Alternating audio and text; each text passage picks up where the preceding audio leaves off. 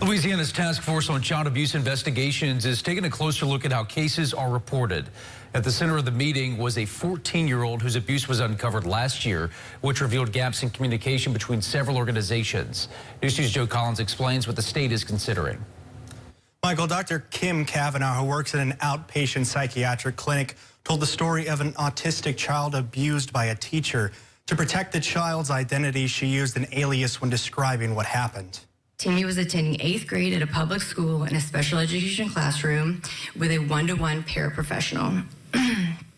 In November 2023, Timmy started having violent episodes and abrupt change in his behavior. Several months later, according to Kavanaugh, Timmy revealed that his paraprofessional, whom she referred to as Mr. H, had made Timmy touch him inappropriately. More than once, and it first happened in 7th grade. Kavanaugh said she made a DCFS report and then a second one in April as Timmy started to reveal more information about what was happening. According to Kavanaugh, she found out in August that Timmy's family was never contacted by DCFS and that neither the school or law enforcement had notified them if Mr. H was arrested or still worked at their school. I called DCFS and discussed my concern for the safety of the children at the school. The DCFS workers stated they do not investigate abuse made at school, only abuse at home or by caregivers that are not teachers.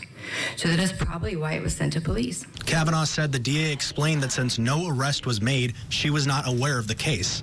Communication, that's another thing. I mean, where is common sense on communicating with each other when it comes to children? So if there is something that is keeping us from doing that, I would like to work on legislation to change that because this is ridiculous.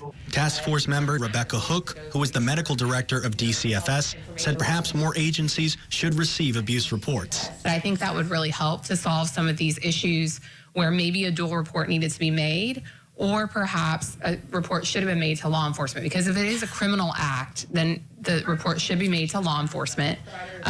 If you make that report to DCFS, then yes, we should refer that report to law enforcement. She says right now they are to call within 24 hours to refer problems to law enforcement, but there are still challenges. Hook says that the default should always be to believe the child, but that sometimes the child's report is all they can go on. So if they're not getting a whole lot from the healthcare providers, she says it's difficult to complete that investigation. Back to you guys at the desk.